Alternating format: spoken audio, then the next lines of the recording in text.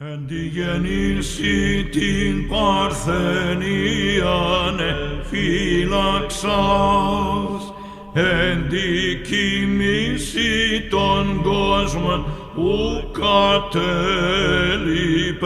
Θεοτό και μετέστης προς την ζωήν μητήρη.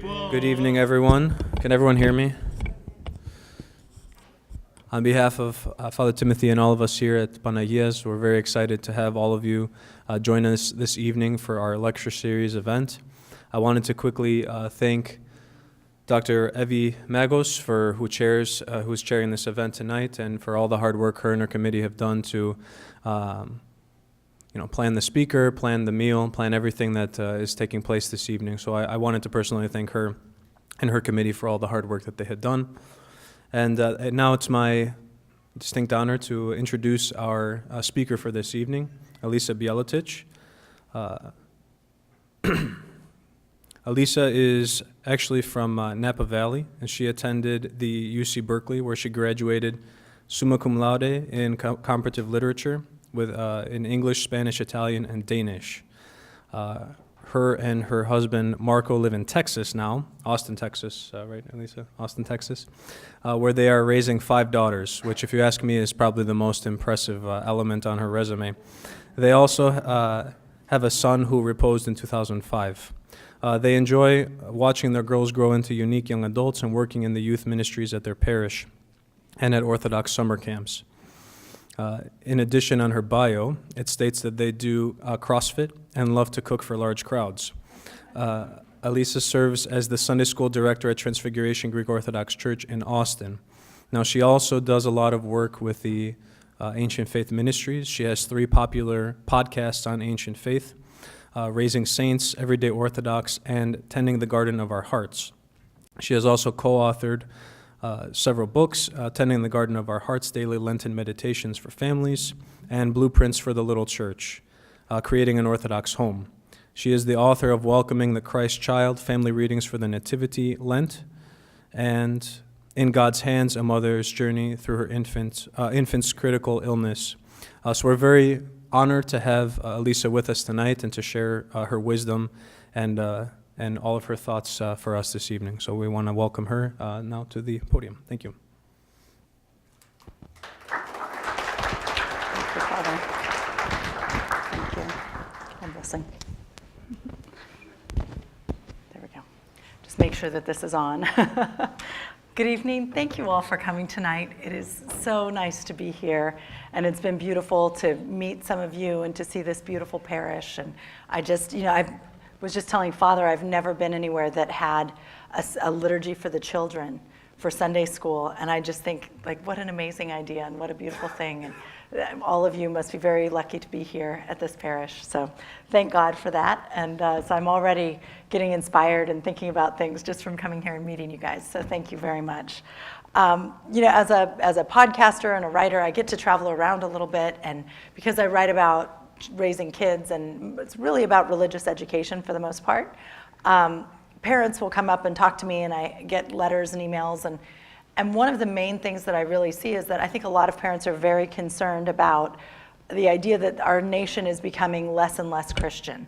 It's less and less supportive of a Christian family in a sense. And I think it's true that, in generations gone by, I think even, in my generation certainly, I had this idea, even though I hadn't really gone to church as a kid, I wasn't Orthodox, I wasn't raised in a church, there was this sort of understanding that if you were a legitimate person and you were a real grown-up, you would have a real job and you'd be married and have kids and you'd go to church. And that was part of the package of what a good, decent, moral person looked like.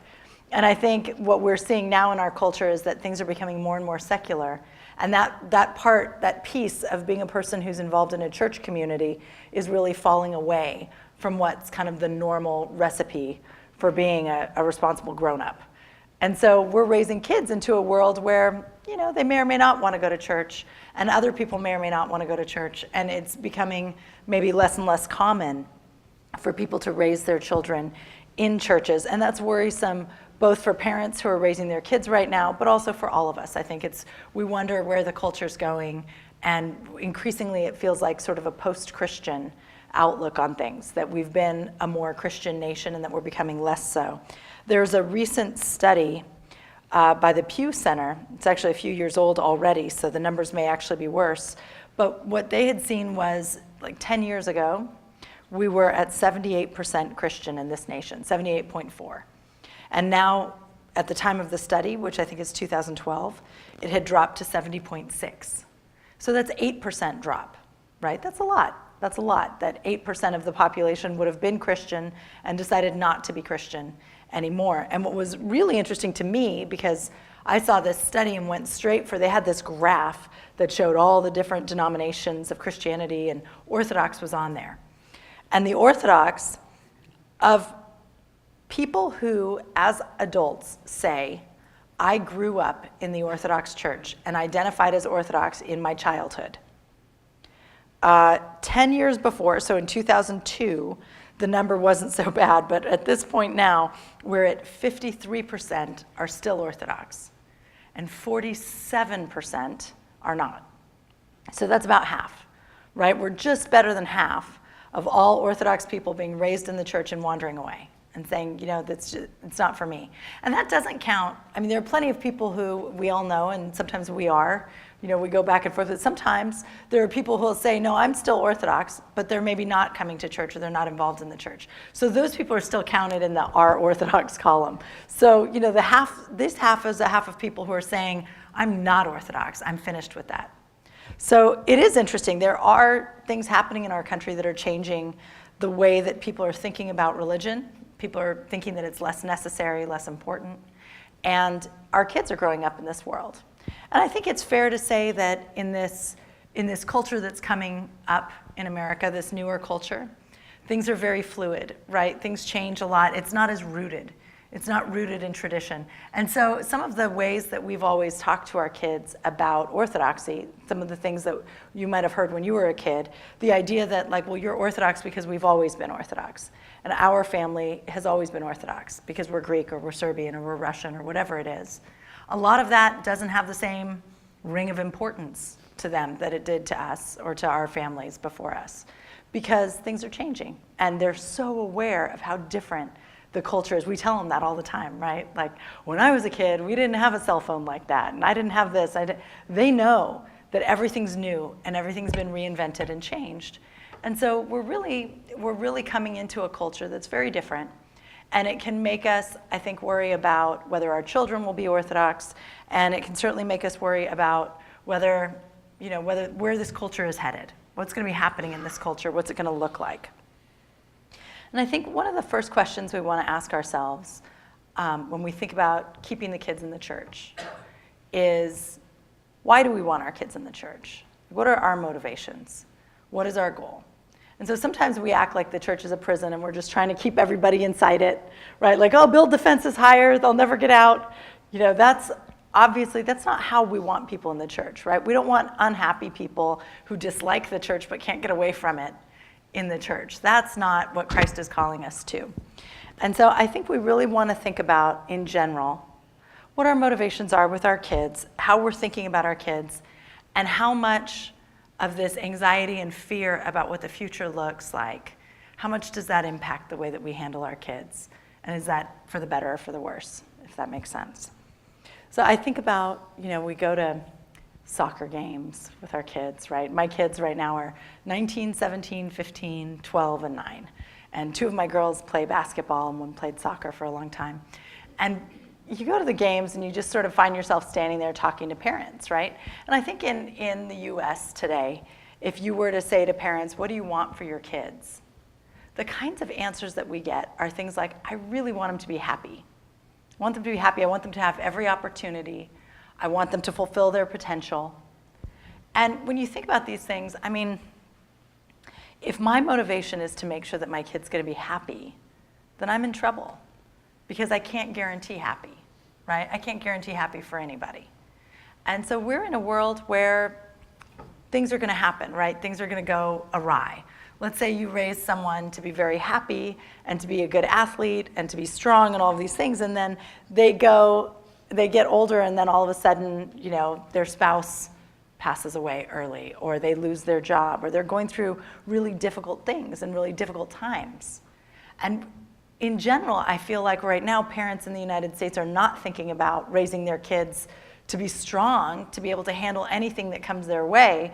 We're kind of raising them to be happy, to enjoy things, and to get a good job, and things that maybe aren't going to really matter if something very difficult happens. And the truth is, who do you know who's never had anything difficult happen in their lives, right? I mean, that almost never happens. So we can't be raising our kids with this imagined future for them where nothing bad ever happens. And I think that's one of the mistakes that we make when we think about our kids and what we want to give them. We need to be arming them for something more difficult.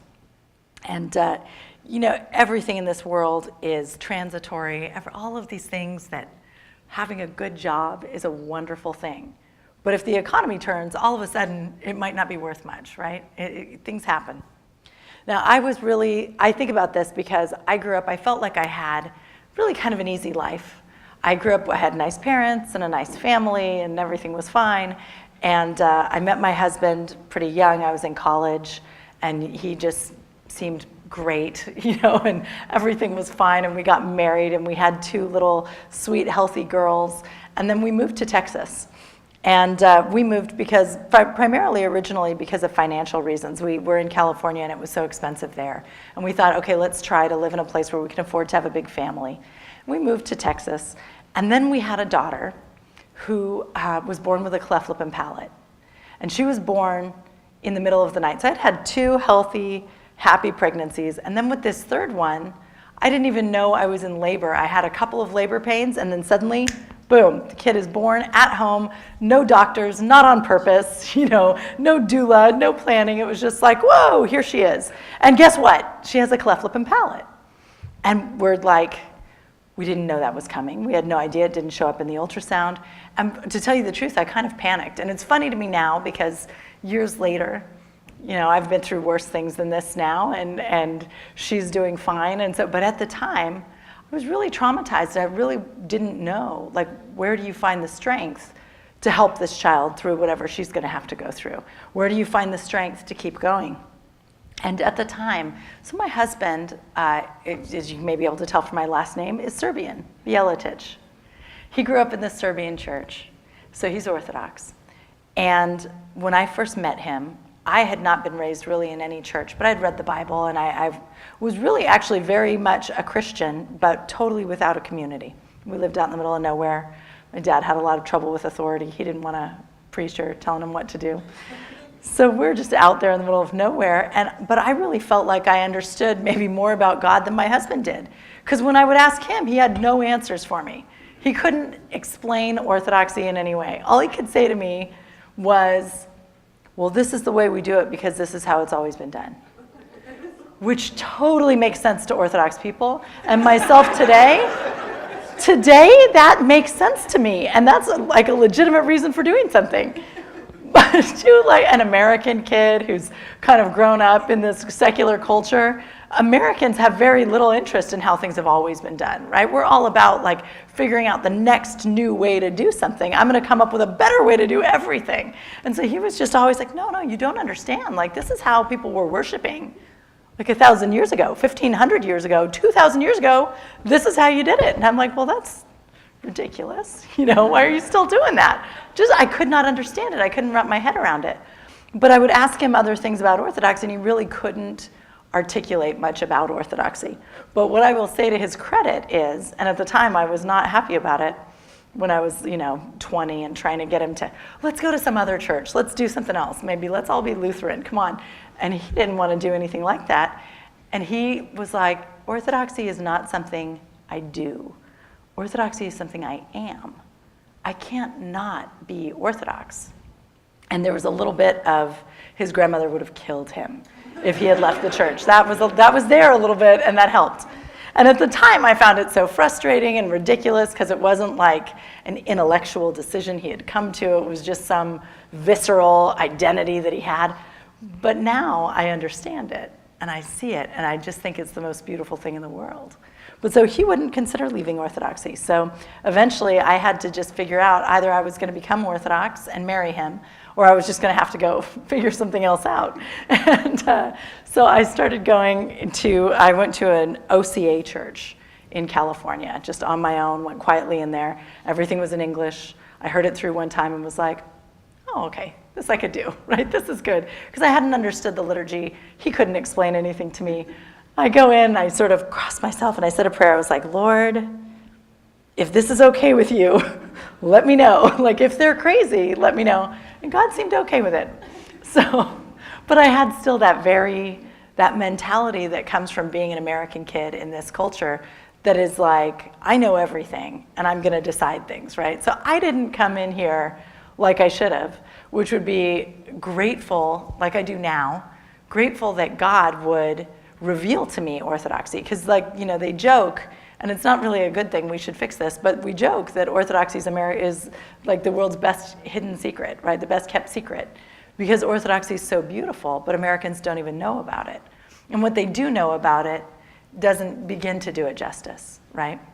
But so for me, I had to go into this other church and listen, and then I had I judged Orthodoxy worthy. And I came in, and it's really a shame because I came in very backwards and very prideful and very, I'm gonna give you my Sundays, Orthodox Church, congratulations. I'm gonna bring my family on Sundays, and that's all it really meant to us. I became Orthodox, we started having babies, we baptized them in the church, and we attended on Sundays. And it was almost a geographical change in my life, more than a spiritual change, I would say. It was like, this is where I am on Sunday. So I have these healthy kids and everything's going along fine, and then I have this daughter in the middle of the night with a cleft lip and palate. And my priest, by now we're in Texas, says to me, tell me what time's the surgery? And I'm like, are you a doctor? Like, why do you care what time the surgery is? And he's gonna come to the church and sit with us through the surgery. And I had never seen anything like that. I had never heard of anything like that. It had never occurred to me to let the church into my life in that way.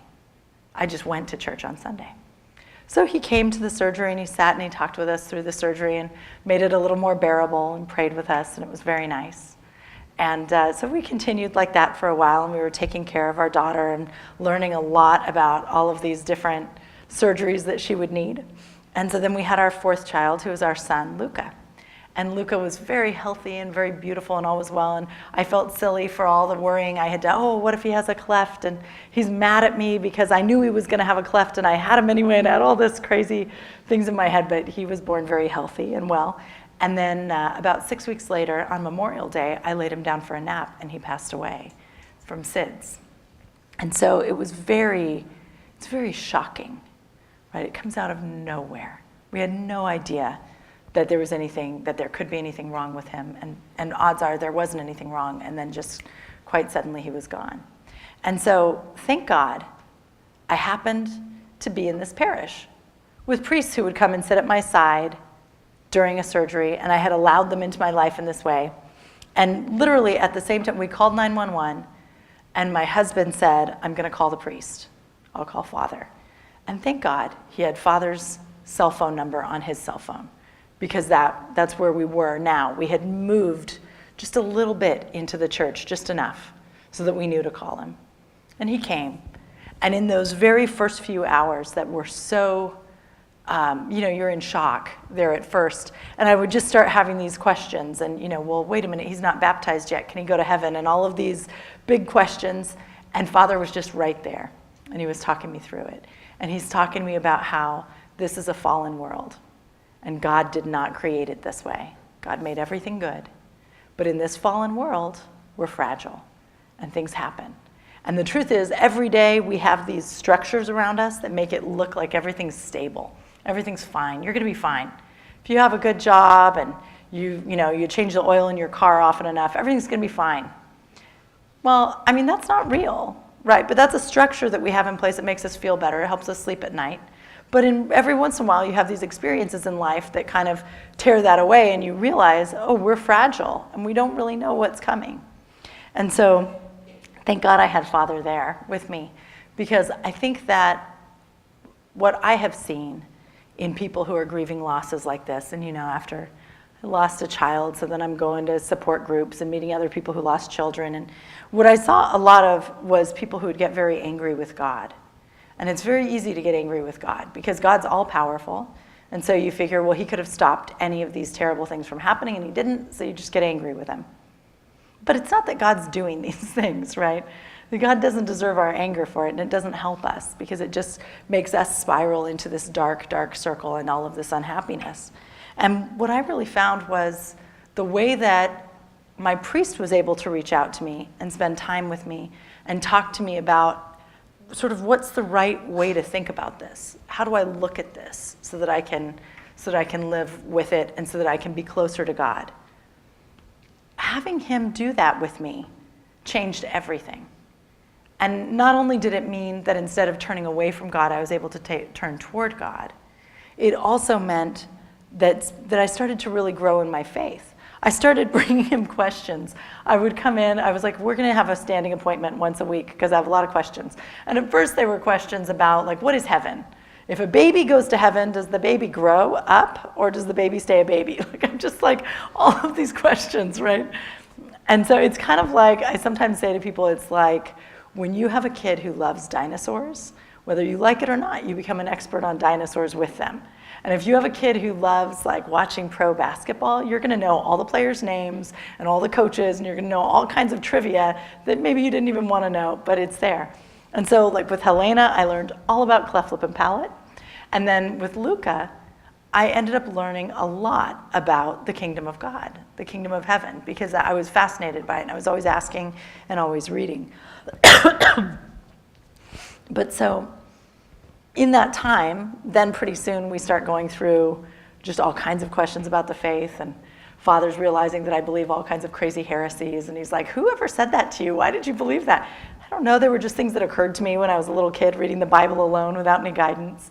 So it becomes this process of like weeding in your head, and anyone here who's converted knows what I'm talking about. You come into the church and you have all these ideas that are not Orthodox, and then you kind of have to weed them out. You have to, but you don't see them all at once. So every once in a while you stumble upon it, or one of your priests or somebody looks at you and goes, that's crazy, that's not Orthodox, that's not true what you're saying, and you have to weed it out. So I went through a long weeding process.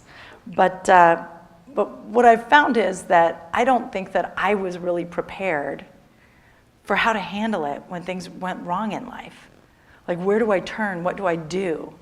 And thank God, God had kind of lined us up in this way where we had just opened ourselves up enough to the church that the church could come in and help us with it. But so as a parent, when I look at my kids, I think, I don't know what's going to happen in your life. I hope it's going to be a lot of really wonderful things, but it's possible that some of the things that are going to happen are going to be very difficult. And we're all different anyway. Sometimes one person's problem that looks like it's not a big deal to you is a tremendous, tremendous problem for them, right? Like, we're all different. And so we can't judge it and we don't know it. But what I do know is I want my kids to know that they should turn to the church, that they should turn to God. I want them to know where to go in the event that something terrible happens. Now, also, though, we want our kids to have that when things are going fine, too. We want them to have the joy of Christ. We want them to have this life in the church.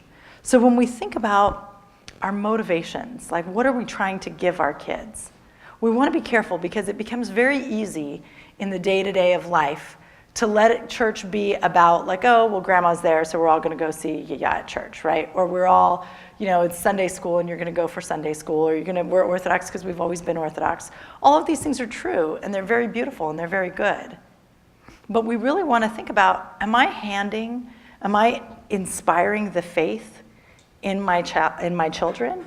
And whether that's our children, whether it's grandchildren or godchildren, whether you're working in the Sunday school or the youth ministries, or honestly, I think just even as a parishioner in the parish, when you're talking to another person in the parish, are you in some way helping them grow in their faith? Are you doing something that inspires something real in them? And it's interesting, I was mentioning, I met Father Dimitri at the Family Ministry Conference. We were just talking about this. It was a very beautiful conference. And it was interesting because we were thinking about family ministry. I was asked to speak there, and I thought that was weird because I don't do family. I'm not sure what family ministry is. I had to kind of look it up and try to figure it out. And then I realized, oh, I do family ministry. I just never called it that. But it was very beautiful. As I started looking at it, it was a lot of things like, let's take a group of people and train them to be like really helpful to someone who has just lost a spouse. Let's take a group of people and train them to be really helpful to someone who's out of work. Let's take a group of people and train them for families that are dealing with addiction or whatever else it is, right? With divorce, whatever kind of struggle has come upon them. Let's have parishioners who can talk to them and help them with it. And I was thinking about it and I thought, boy, that's very beautiful. But wouldn't it be neat if the Orthodox Church were a place full of people who were just really loving and were just really good listeners? And you didn't have to train us. You didn't need like a priest to train you and then activate you. Hey, over there, her husband lost her job, go. And then you go and you activate and you go take care of them, right? Like, shouldn't that be us anyway? Shouldn't that be Christians? Isn't that who Christ asks us to be, to love your neighbor with all your heart, or to love God with all your heart, to love your neighbor as you love yourself, right? That this is, to be able to take care of one another and show each other love is really the Christian life. And so for me, and I mean, maybe it's because my life has had some lousy things happen in it, but when I think about the motivation for all of it, for all of our life in the parish, our life with our kids, our life in our family, shouldn't we be working out ways to take care of one another and to help each other turn toward God? And so, as I said, in my life, my priest being there with us was a really big deal, and it changed everything, right? But so then when you have a friend and something terrible goes wrong for them, are they coming in and talking to the priest? Are they? A lot of times, some of us are, right? But a lot of times you'll know someone who doesn't want to come into the church, who doesn't want to turn to the church. Or they try and it doesn't go well and they're like, forget it, right? Right now, I have a very good friend who's struggling with things and she's not finding help from the church. And it's really a shame because that's who we're called to be for one another. That's really who we're called to be. And we don't think about it necessarily, right? So like when my friend who's going through this struggle goes to her parish, she feels like nobody talks to her, nobody asks her how she's doing, nobody asks her about her cancer treatments. And so she doesn't feel called to come back. She's going to places where she feels loved. She's going to places where she feels supported, right? And so what does that mean? That we as a parish of Christians might not always turn and receive someone and recognize that they're in pain and talk to them. Yeah, so I think as we think about all of our ministry and all of our lives, we want to ask ourselves, like, how can I really be a witness to Christ? So I think about this in terms of, for example, raising our children, right? How can you be a witness for Christ in your household with your children? I mean, you can bring your kids to church. You can bring them to Sunday school. You can bring them to a youth retreat. And those are all excellent things. But you know what the number one thing, they have these great studies. The Barna Group did a study. You know what the number one factor that makes kids truly have a strong faith is? If their parents had a strong faith. Not if their parents begrudgingly attended church on Sundays, but if their parents had a strong faith, right? Like, can your kids see in you that God has been an active part of your life? Can they see that Christ is doing something in your life, that it matters to you? I think about even something like let's take just one thing, like fasting, right? Why do we fast? I had a conversation with somebody one day, and it really, really struck me as such an important idea. We're talking about fasting. He's married. He's not Orthodox. He married a girl who's the daughter of a priest. And they've been married like 5 years. And we're talking about fasting. And he's like, well, I have a lot of self-discipline, so I don't really need to fast because I don't have to develop self-discipline. I was like, well, I mean, that's a good thing, but that's not really why we fast. And he's like, well, I mean, self-discipline and obedience. Like, yeah, obedience is part of it, sure. Like, but, fasting changes your prayer life, Like fasting, we often say on an empty stomach, we can pray better. That's why we came and did Vespers before we went and ate, right? Because there's something about not being overtired and stuffed with all the rich food, about being here and being sharp and paying attention, that when you're fasting and you're praying, a lot of times those prayers you're kind of better at praying. Like, you can focus better. Not always, right? We all have our ups and downs and our problems, but in general, fasting is meant to be a tool to make your spiritual life better. But so when we raise our kids and we talk to them during Lent, do we talk to them about that? Do we say like, wow, I'm fasting and I can feel that my prayer life is better? We don't, because we're like always you don't want to brag about your spiritual life. You're not supposed to talk about it. You're not supposed to talk about fasting. You don't talk about anything, right? But on the other hand, how are the kids going to know that? How are they going to know that if you don't tell them that? And so I feel like as parents, one of the things that we're not always doing enough of is really showing the kids how the church, how Christ helps us in our life. Because so much of that is private, and so much of what goes on with the kids is business, right? Like, get dressed, get ready, we're going to church, come on, you have to go. Do they see us as people who are transformed by Christ? Can they feel that in us? I mean, I think especially as a mom, sometimes we hide what we're going through from our kids because you don't want to burden your children with your problems. But at the same time, it also makes sense in some way to be able to say to them, I was really struggling with this. And then I was standing in church and I prayed about it and I felt a peace and now I feel better. That's a great thing to tell your kids when that happens, because you're showing your kids that faith has some action in your life other than, well, it's a place we always go on Sunday because that's where our family always went on Sundays. You know what I mean? That way, as your kids get older, when they're like my husband meeting me in college and they've got some like smart aleck Protestant kid looking at them going, well, what is it about this church that matters to you? Why is it important? How much better if he had said, when I go to church and I pray, I feel peace. I would have been like, oh, that's interesting, right? But instead he's going, well, I don't know, we're Serbian. Like, we're Serbian, then we just go to church. I mean, well, I'm not Serbian, so there you go, right? But how important it is, I think, for us to really role model that. And that, of course, comes to this question of, do we have that? Do we have a spiritual life that we're aware of enough and that we're invested in enough that we can communicate it to our kids? And if we don't, we need to start paying attention ourselves. And we need to start really focusing and praying and working at it so that we have something that we can pass on. It's like at Pascha, Father comes out from the altar and he's got the lit candle in the dark church and he comes and he passes it and we pass that flame one to the next, right? You have to have the light to pass the light to your kids. You have to come to the altar and get the light so that you can come back and light your kids' candles. And then as they're going through life, they have that. They have that spark and they have that candle. And I think, again, even as a parish, right? I think of this friend of mine who comes in and doesn't feel loved and supported here, right? Wouldn't it be interesting if Orthodox parishes were places where at coffee hour, we had real conversations, where we turned to each other and we said, I know you've been struggling with this problem. How are you? How's it going? I have problems too, and I'm struggling too, and I know what it's like.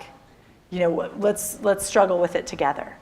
And that's an important thing. And I'm always amazed, I've lived in the Serbian parishes for a long time, in the Serbian church.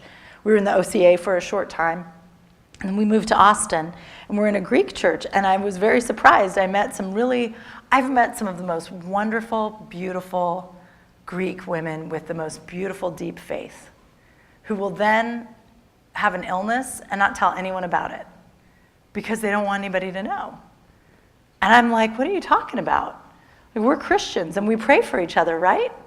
So you should, as a Christian, when you have an illness, be like on top of the table, yelling at everybody, hey, everybody, I'm having a test on Thursday. I need all of you to say a prayer for me. I'm not okay. But we don't do that enough. We don't do that enough. We kind of hide it. How are you? Fine. I'm fine too. Excellent. See you next week, right? We need to really be open with one another and take care of one another and love one another, I think. But it's a funny thing because I had a priest who at one point at the same time that my son died, and I was coming into the priest all the time, right? Right at the same time, his neighbor passed away. And the neighbor was a Baptist preacher down in Dallas, Texas.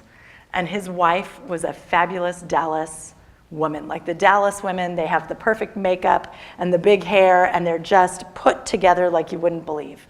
And many of them, I met women who were 25 who said their husbands had never seen them without makeup on. And I was shocked, because that's something I would hear from my grandmother and her friends, but I would never hear from younger. Now, in Texas, the women look good, and they like to look good. So but sometimes that goes too far, right? So this man has just passed away, and whenever my priest would come outside and see his wife, he'd be like, "Oh, how are you doing? I'm so sorry. What can we do for you?" And she would always say, "The Lord said, cry at birth and rejoice at death. My husband's in a better place. I'm fine. Every day. I'm fine. It's great. He's in a better place." That's not honest, right? That's not real. Of course he's in a better place. Of course it's a beautiful thing when our loved ones are in the embrace of God. We're all thrilled about that. But the truth is, there's a lot of pain in losing someone. Grief is very difficult. Death is very hard. In the Bible, we see that when Lazarus passed away, our Lord, knowing he was about to resurrect Lazarus, shed tears. Jesus wept, right? He cried at Lazarus' death, because death is awful, and it's very sad. And to have someone just constantly proclaiming that she was fine just pained my priest to no end, and he would talk to me about it a lot. It just hurt him to think that this is how she was handling it, and that she couldn't receive any help. And I think we do that all the time. I think we do that a lot. But one of the funny things that he had said to me at the time was, he was like, I made some comment. I said, I look terrible. I'm not wearing any makeup. And he goes, "So you put on makeup so that people won't see the dark circles under your eyes. What are you trying to tell them? That everything's so easy for you? Are you just trying to walk around looking like it's no problem, everything's easy, like life's not hard?" He's like, there's nothing wrong with showing that life is hard sometimes, with letting it show on your face a little bit. And at the same time, I met a new friend at the church, and she had come up to me at coffee hour, maybe 3-4 months after my son died, and she goes, "Oh, how are you?" And I said, "Bad, really bad." And she was like, I knew at that moment we would be friends, because she liked it. So it meant so much to her that I had said that to her. And she told me that years later, and I think about that sometimes, that just, we don't want to complain. We don't want to be real with people. We don't want to be vulnerable with people. But that's how we make connections with people. And so I think, we talk about, for example, youth ministry. How are we going to keep the kids in the church, right? We'll just build higher walls. We'll lock them in. The kids have to want to be in the church, right? What would make them want to be in the church? Well, maybe if the people in the church were people who have beautiful experiences of God and tell them about it, who say to them, this faith is meaningful to me, and pass it along so that it can be meaningful to them. And maybe if we're loving, and if we notice that they're going through something hard. It's been really interesting on Ancient Faith Radio. If you ever have some time to listen, there's a show called We Are Orthodoxy. And Steve Christoforou and Christian Gonzalez, who are two of the loveliest guys, do this show where they just interview young adults. Because there's all this talk. Why are the young adults leaving the church? Stupid millennials, what's wrong with them, right? These awful millennials, all they want is cell phones, and none of them care about anything, and they're leaving the church. And so they're like, well, let's ask them. Let's talk to them. We'll talk to some who stay in the church, some who leave the church, some who are kind of wishy-washy about it. We'll talk to all of them and just hear what they say about the church. So I've been listening to this, and the one thing that I'm hearing over and over and over again is these guys who they'll grow up in the church and they'll feel so loved in their home parish. They've got their cousins and everybody knows them. And then they grow up and they go to college or they get a job. They walk into another parish and nobody knows them. And nobody talks to them. And they don't feel loved. And it feels like a cold place. And it begins, so, you think about it, and at first it's like, well, we shouldn't have to hold your hand to keep you in the church. And that's true. You should love the church enough that you're going to come no matter who else is sitting in those pews, right? It shouldn't matter. But maybe part of why it matters is because the God that we preach is a God of love, right? We talk about God is love. Christ is love. He loves you so much, he gave his life for you, right? And then we don't act loving. Maybe that begins to make us look like we're not serious about it. Maybe it makes us look like hypocrites, you know? And so I think that's part of what we see is people don't feel loved enough, which is crazy because Christian communities should be the most loving places on earth. And especially like a big Greek church, right? Like this should be the place you come and people will not stop hugging you. So and very likely this is. But I think it's an interesting thing to think about for all of us as Orthodox Christians that in our lives, we have these different roles in the church, right? And whether you're the priest or the presbytera, whether you're a chanter, whether you're someone who helps out in the kitchen, or you're a Sunday school teacher, whether you're a mom or a dad showing up with your kids, like, can we just love each other more? Can we just do more to be a real witness to the transformative, loving power of Christ? And if we can, I think that changes all of it.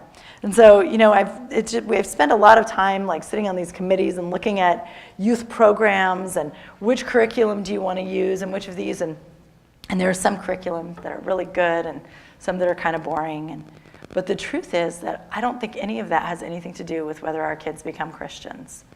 And it doesn't have anything to do with whether we impress the world with the idea that Orthodox Christianity is really something worth doing, right? I mean, we started this talk talking about, you know, maybe there's a crisis brewing in America socially, right? Like, what's happening in this country? People are walking away from Christianity.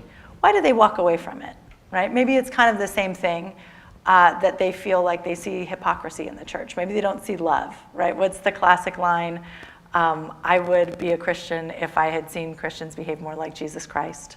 I'm paraphrasing because I can't think of it right now, but it was, you know, essentially this idea that if we were all living the gospel, everybody would want to be a Christian, but somehow we don't do it successfully, right? And Orthodoxy is really, to me, very interesting for America. Of course, I'm an American who became Orthodox, so I'm going to have my bias. But in my life, I was really looking for ritual. Like as a kid, growing up without church and without anybody doing, you know, my parents were like, ritual's stupid, and if you build the perfect church, it would be like all white on the inside. It would have no images.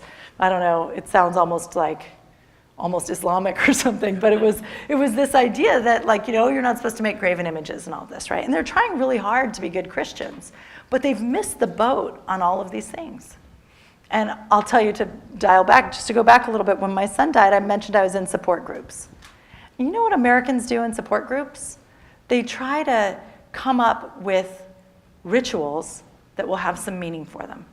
So you like do a balloon release, and you do a candlelight vigil, and you make ornaments at Christmas time, and you just try to like think of something you can do, and there's some guy like trying to write a prayer that'll be inoffensive, but it'll have meaning, and it's gonna work. And it's like people are constantly trying to craft the rituals that they threw away years ago, right? Like all these rituals that we've rejected because they're all meaningless.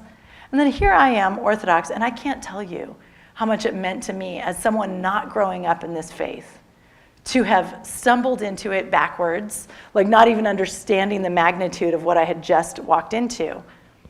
To, when my son passed away, to be able to make koliva and to have my whole parish come together and pray with me for his soul with these beautiful ancient prayers that are so rich and layered with meaning. I mean, I felt so bad for those other moms. I felt so bad for them relying on balloon releases, thinking that they were going to get something out of that, right?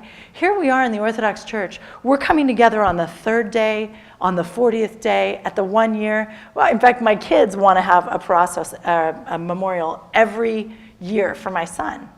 And we hit 10 years, and I was like, okay, we need to stop now. It should, you know, maybe at the 5-year, you know, maybe at 15 years. And the kids lost it, so we had to do it a week late. And it was like, okay, fine, we'll do the 11-year and the 12-year. But they love it so much, and how beautiful that they've grown up loving it and that they've grown up having it and didn't stumble into it as an adult like I did. But we have these beautiful traditions, and we're in a country that is yearning for something that has meaning. You know, it's not that, you know, we get frustrated with millennials, oh, they don't care about the flag or they don't care about this. they're just not seeing the meaning in things, and they're looking for it. They care about things that are meaningful. They care about things that matter. And they're being educated differently. They're in a different world. They have different technology. There's a lot of things that are different, legitimately different, and it's not all for the bad. It's really not. Like they're an interesting group of people, and I think my teenagers as well. They don't take things at face value. They want to see it. They want to understand it before they're going to buy into it. This is an opportunity for us. We have something very beautiful. And we have a country around us that's walking away from whatever forms of Christianity it has seen and it has embraced. If we could be a real witness to Christ's transformative power in our lives, there's no reason to believe that there wouldn't be a lot of people who would be very, very interested, who would be very excited by it, and we would be fulfilling the Great Commission of Christ, right? Christ calls to us, to all Christians, to go out and baptize the nations. And here we sit, hiding it under a bushel, the exact opposite of what we're supposed to do. But anyway, I feel like I kind of got off of my train tonight because I do this. I get excited about an idea. But what I really think where we go wrong is where we look at bad things happening and we get very fearful and we get very worried and we kind of shut down and we clamp down a little bit. We do it with our kids. We do it in our own lives. We look at this nation. Everybody's arguing with each other. Nobody's happy right now. It's a very difficult time in the country. People are very tense. People are very unhappy. People aren't listening well. I think sometimes when you're in a situation that's a crisis, you have to think about what the meaning of the word crisis is. So the word crisis actually comes from the word to sift. And a crisis is a time of sifting. It's a time when what's unimportant falls away and what's important rises to the top. And we know this because when we're in a crisis, we don't care about any of the nonsense, right? Like when there's a big problem and somebody comes to you with some trivia, you're like, stop it. I don't have any time for that right now. I am working on this big problem. When my son died, I don't know how the bills got paid, but I think I had a lot of things on auto pay, to tell you the honest truth, but I didn't even care. I did not care. Like when was dinner going to be made? I didn't care. And so it was, when really big things happen, you can see that all that really matters is like God and us and eternity. And that's what a crisis brings us. Sometimes a crisis brings us some clarity. So if there's a crisis, say, in our child's life as they get older, we're all terrified. Let's avoid crisis. Let's protect them. Let's do everything we can to make sure their lives are so easy. If they have a crisis in their life, and that causes them to turn to God, they're going to become a better person. They're going to deepen in faith. They're going to be more connected. It could be a wonderful turning point in their life, but here we are trying to protect them and keep them away from it, right? How many of us have had situations in our lives that were really hard, and that was the thing that did it, that clarified things for us and helped us to live a better life afterwards? And so even when the nation is in crisis and when there's difficulty, we tend to look at it like, oh, here are all the ways it can go wrong, instead of looking at it as, well, here's a moment when we can sift through and say, what's really important? And what do we have to offer that could help? But at any rate, I don't want to stand here and talk all night because I know that eventually people need to go home and go to sleep. I always like to open up, though, to questions afterwards or to conversation. If there's anything that has occurred to you that I should clarify or that you would want to discuss in any way, I'm always open to that. So if anyone has a question, they can raise their hand. I'll bring the mic over, and then you can ask it so that everyone can hear.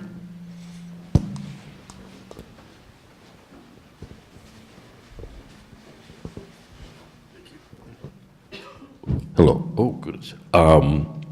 This isn't perhaps germane to your topic, but I'm just wondering, as an Orthodox Christian, I was raised Roman Catholic and I received chrismation, and now I'm happily Orthodox. When I have a cousin, Roman Catholic cousin, just took a job down in Houston, and I'm wondering, I would have to believe, as an Orthodox Christian in Houston, no offense to Houston, but you know what I'm trying to say without saying it? Like, are you like, the elephant in the room when you're, Orthodox in Houston, or? You know what? There are some huge, really good Orthodox churches in Houston. Really? Oh, yeah, there are some very good ones. There are several really good Antiochian churches. There are, I want to say, 3 big Greek churches, 2 huge, and 1 is a smaller mission. There are a ton of Orthodox churches down there. And it's an interesting crowd because the priests there all talk to each other, and they get together, and they go to each other's feasts, and they visit with each other. And I think they actually have a tradition, if they still do, that the Orthodox priests in the Houston area get together every month for lunch, all of them. Really? And they talk about what everybody else is doing. It's actually really nice. Texas is an interesting place for Orthodoxy because, well, I think coming from Chicago, you have so many big communities that you certainly can't feel alone. And like, even when I meet someone and I say I'm Orthodox, people don't know what Orthodox is. Yeah. But if they're from Chicago, they're like, oh, I went to my coworker's Slava once. Is that Orthodox? I'm like, that's Orthodox. You got it. So people have heard of it here. In Texas, a lot of times people have not heard of it, which is not necessarily a problem. In Texas, there are a lot of Christians who don't think that Catholics are Christian. Oh, God, yes. Yeah, that's weird. Oh, yeah. There's a lot of that. And that's Yeah, I mean, I see that a there's lot. just, what do you even say about that? But one of the things that I have found in Texas, so they don't have a preconceived notion about Orthodoxy. So it depends on how you present it. So They if think you you're say, Jewish or we're you're like the like- Catholics without the Pope, which is a popular way to say it, that doesn't go well in Texas because they're like, oh, I'll pray for you, okay? And then, but if you say, I'm Orthodox, we're the early church, they're like, oh, really? Maybe I'll come by. And a lot of times they do. And we actually have a ton of converts in Texas because they tend to be very Bible-centered Protestants who are maybe not really tied to a particular denomination necessarily. Like they don't have that same kind of like, I could never leave this church feeling. And they are very interested in the early church. And so if they find that, if they concur with us that this is very much the early church, many of them stay.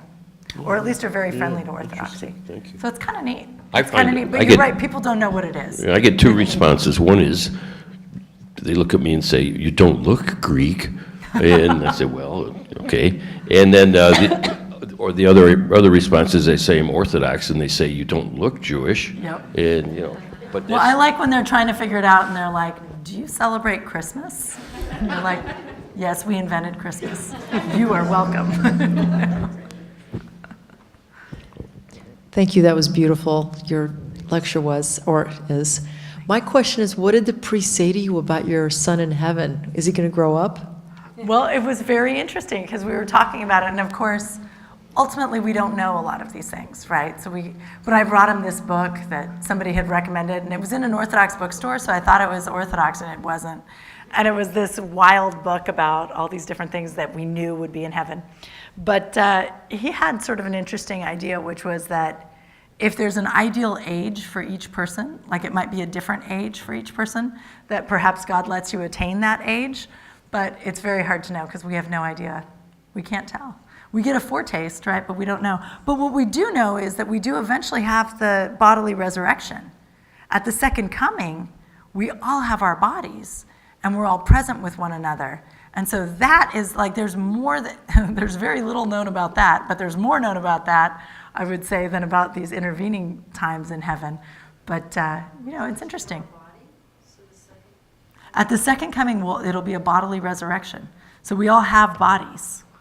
So, that's kind of interesting. But, one thing I will say is that has been another great consolation to me as an Orthodox Christian is understanding that we can ask the saints to pray for us and to intervene, and that we have situations where people have seen saints and saints show up, and you have Saint Dionysius with his shoes always getting worn out at the bottom. And so I'll call to my son all the time. I'll hear an ambulance and I'll be like, Luca, go, they need you, or come help your sister, or come do this. And so, a lot of Christians have this belief that when people die, they're inaccessible to us. They're split away from us, they're asleep, or they're far away, or there's no interaction between us.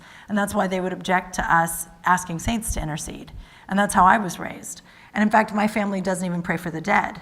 Like when my father died, I went to his celebration of life, because we wouldn't want to have a funeral, because we have to pretend there's no such thing as death in America, right? Like, everybody has to look young all the time, and if you die, we're going to put makeup on you and make you try to look alive. And it's like, we have a weird denial of aging and death that goes on in our culture.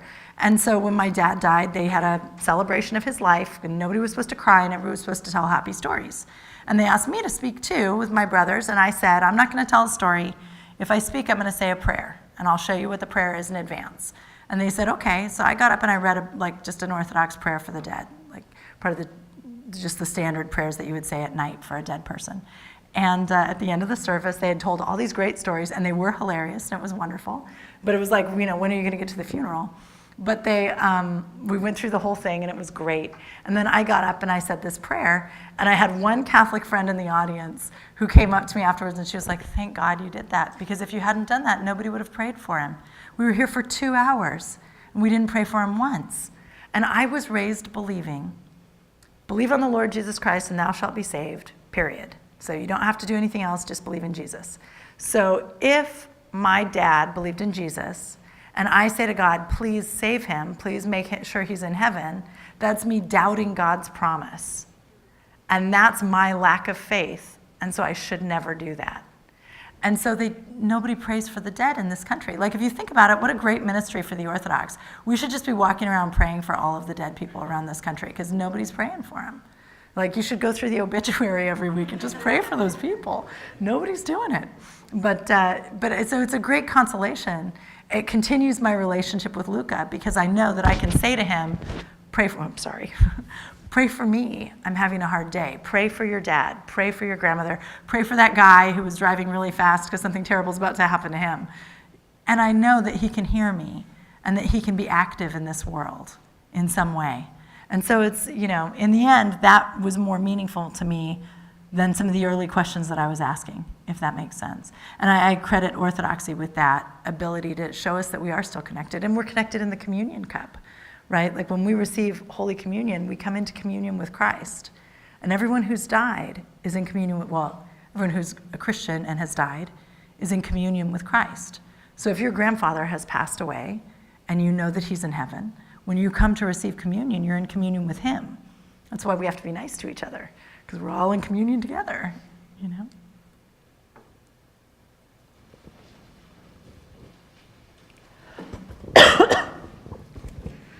I really liked what you had spoken about, where you can show how Christ brought you through struggle by being real and vulnerable, and how that had an effect on other people as well. So I guess what I'm wondering with your own children, how do you show how we connect to Christ through ritual? Because oftentimes children just see rituals as stuff that we do, but there's no connection. Right. I think part of it is that we really have to talk about the meanings of the rituals and what the purpose of the rituals are. And so that's one problem, and I think we've seen that in past generations, where a lot of times you'll have someone who's been Orthodox all their life who looks around and goes, wait a minute, why do we do that? And they're not sure what the answer is. Like, my husband didn't know any of the answers. We haven't always been good about understanding why we're doing things, or not why, we know why we're doing them. We don't always know exactly what the pieces of the ritual mean, if that makes sense. So I think it's helpful to be able to explain it to them. And now we have the internet, so we're kind of spoiled now, right? Like, parents a couple generations ago could not just Google it and be like, so why do we light 3 candles? It's the Trinity, sometimes. And that's where sometimes I think our grandmothers were making stuff up. And so we've got some crazy answers that float around the pool too. But I know my husband's grandmother was awesome. She always had an answer for everything. And like, half of them made no sense, but she was awesome. I loved her. But so I think part of it is explaining it, but part of it is doing it and showing that the doing it has had a benefit to you, to talk about it. To be able to say, I think especially at those critical times, like, for example, if someone passes away and we're going to the funeral, to be able to stop and say to the kids, look how lucky we are. Look how beautiful it is that now, 40 days later, everyone is coming back to offer support and love. And just living through it, they'll get it. Now, that's not to say that kids are not going to. It's not like if you do a really good job at this, your kids are always going to be so happy to come to church. They're always going to be delighted. My kids, I think I do a good job of teaching them, and they understand things so well, and they know a lot of things. And then, they'll still be like, I'm not going to church. Church is stupid. I mean, there's still going to be all of that, right? But the idea is that over the long term, you're a good example, and you love God, and you express it in this way, and it has meaning. That they see that over the years and over the years. And yes, here and there, they're going to be obnoxious. That's what kids do, right? That's how their brains are wired. But in the end, at the very least, they will have known how important it was to you and how it kept you afloat. And then they know that they can do that to stay afloat themselves, if that makes sense, that they can find that same meaning. But I do think it's tricky, too, that you have to allow them to have those questions, right? Like if they're doubting and they're saying this is dumb and it's empty and I don't want to do it, and you give them your best answer and they still think it's dumb and empty, you have to give them the room to think it's dumb and empty for a while. And I mean, I sometimes tell the story, I had a daughter who just thought fasting was ridiculous and she wasn't going to do it. And one year, she's like 14, she's like, you know what? I'm not going to fast. You can't make me. I'm like, okay, don't fast. I'll fast. You guys want to fast? Okay, they're going to fast. You do your thing. And she was, fine, and we just went through Lent, and she didn't fast. And I made Lenten food, and she got whatever she wanted. She'd go to Whataburger with her friends and get a burger or whatever, and I didn't say anything. And I said, that's between you and God. You work that out. And at Pascha, she could feel the difference. It hit her that she hadn't had this Lenten experience, that she hadn't built up to something, and Pascha itself was a little quieter for her that year. And it didn't taste as good to have lamb at Pascha, And so she came to me later and was like, no, I think I'm going to fast again next year. I really missed it. I really missed out on something. And so sometimes you have to let them take that path. And you have to let them find that out for themselves. It can't always just be us forcing things on them. Eventually, by the time they're out of the house, they have to be doing these things because they see some meaning in it. Yeah, thank you so much for your talk. Something you said about when your family first started going to church, and you said it was sort of like a geographical change as opposed to like a spiritual change. And I'm on the Sunday school team at a nearby parish, and we're really struggling with, we feel like a lot of our families geographically come to church, but we wonder kind of what else is going on. And so we're trying to, move from, child ministry to more like parental ministry, like family ministry. Yeah. But then I wonder, based on what you said about how it took this personal tragedy to really move you from one place to the other, I'm just wondering if you can comment a little bit about what are the limits of ministry, and also maybe where our pride comes in, thinking about how we can, force change on people, Right. or maybe our motivations as people in ministry, and particularly since you have so much experience in educational ministries. Well, I think that's really an interesting question, and it comes up for me too, where it's what really makes the difference in people's lives? What really ignites faith? And the truth is the Holy Spirit does that work.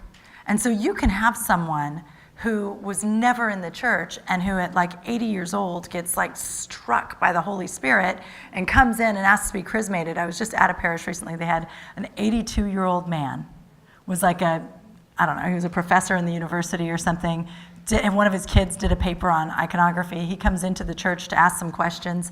He was chrismated in his 80s. Everything changed for him. Can you program that? Can we go out and collect a bunch of 80-year-olds and bring them in and give them an iconography tour and they're all going to be chrismated? No, right? It's just something amazing that the Holy Spirit worked in him at that moment. And so I think on the one hand, you have to have programs and you have to reach out.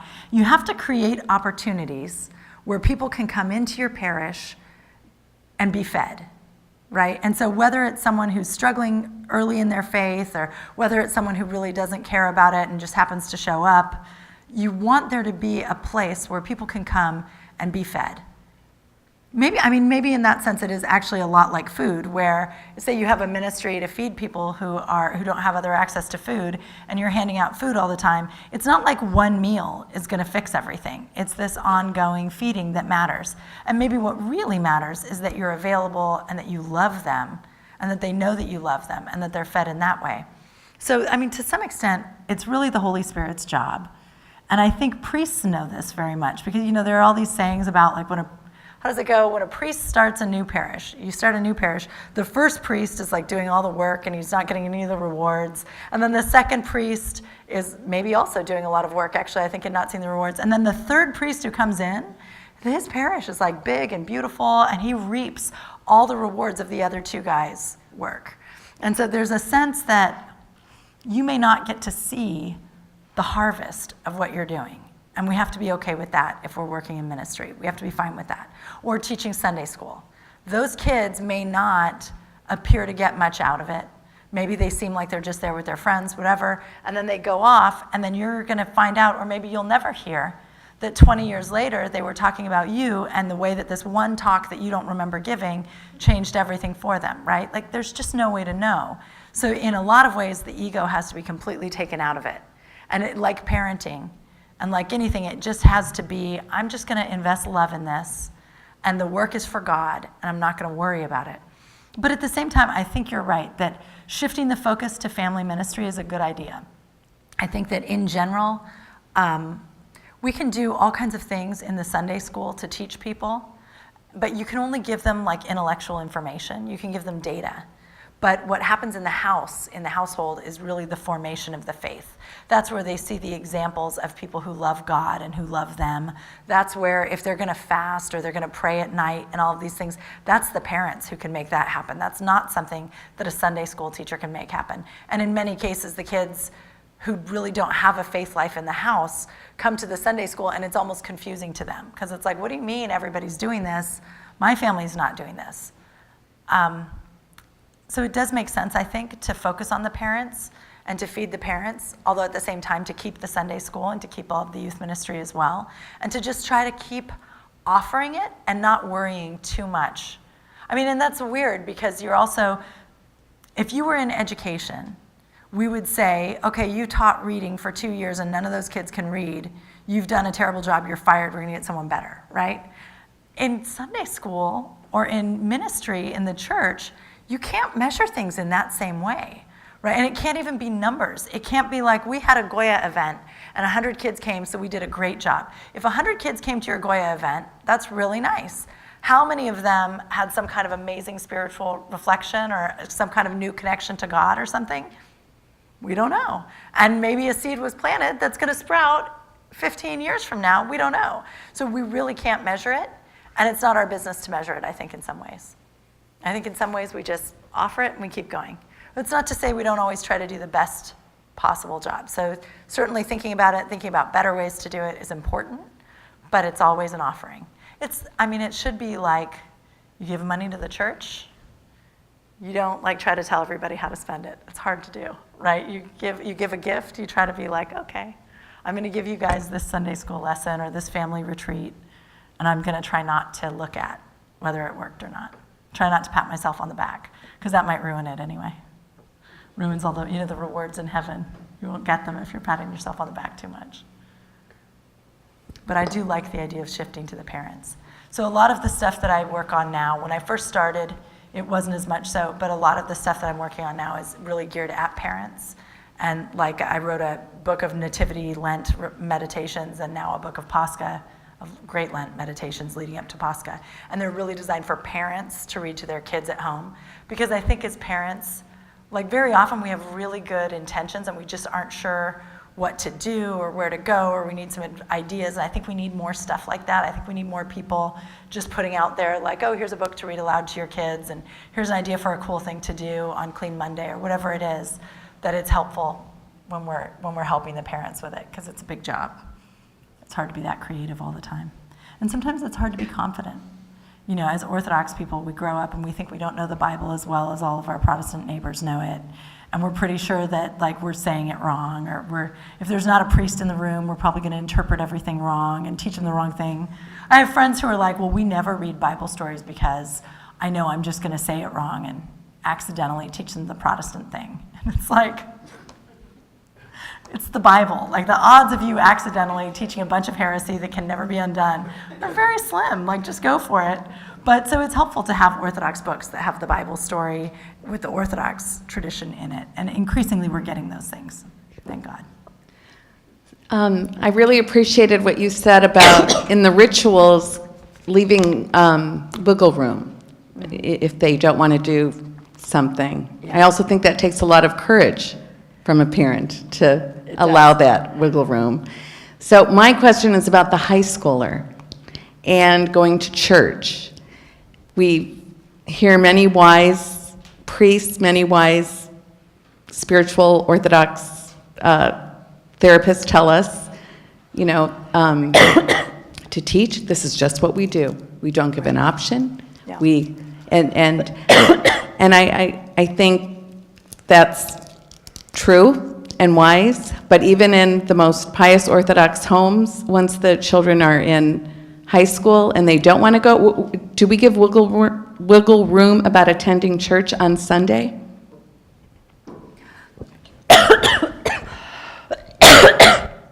Sorry, I'm not trying to get out of it just because that's a hard question. So the problem with wiggle room on church attendance is that once you open it up, it's a debate every week, and it will wear you out. So I have not given that wiggle room because I have found that I just don't want to deal with that every week. Like, it's there enough already. So that I say, you live in this house, we go to church on Sunday. Come on along. Now, I can't force you to pray in church. I can ask you to be respectful. I can say you're going to stand during certain times, you're going to be quiet. But I don't give wiggle room on that. Now, some things, like even family prayers, I'll say, you have to come and stand with us because we're doing this together. Just like dinner. Like you have to come to the table for dinner.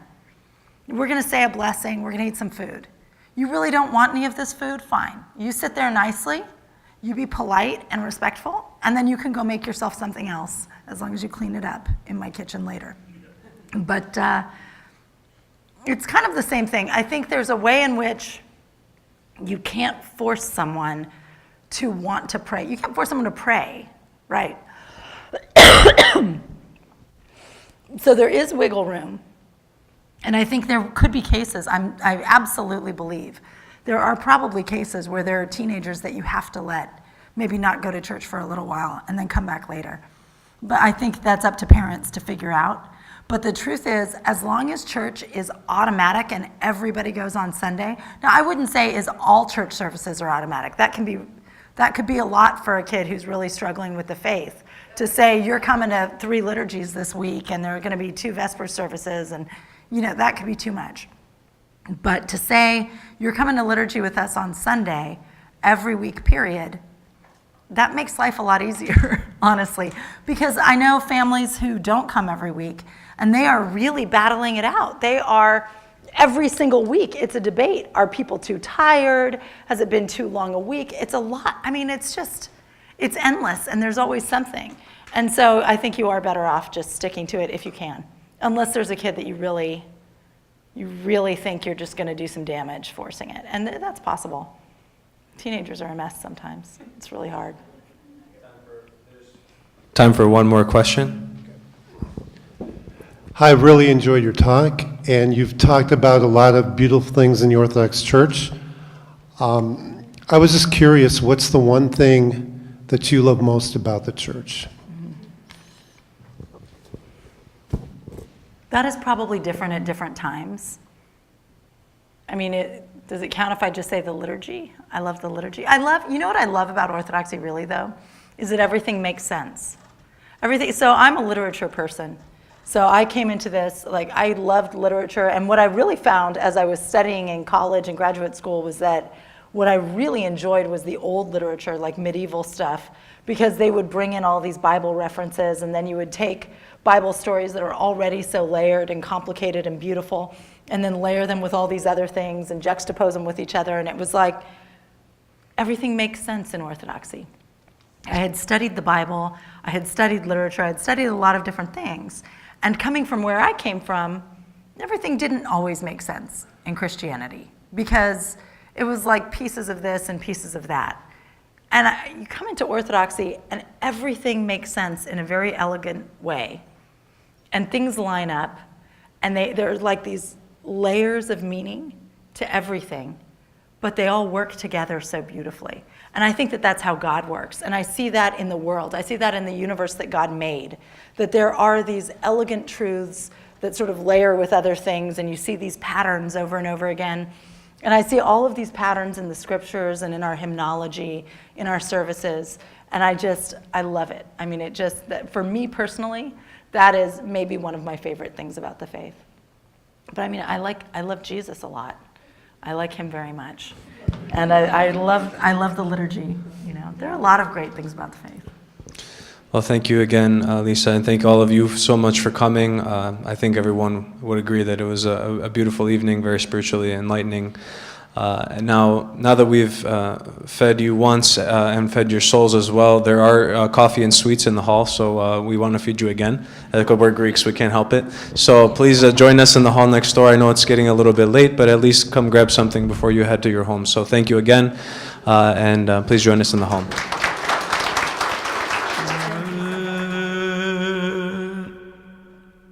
Τινε πρεσβείες ακίμη των Θεοτόκων και προστασίες αμετάθετων ελπίδαν,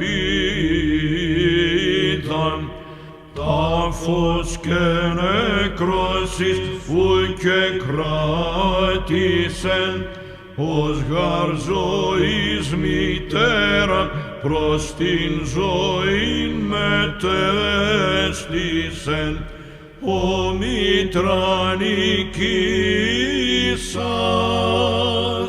αη Παρθένο,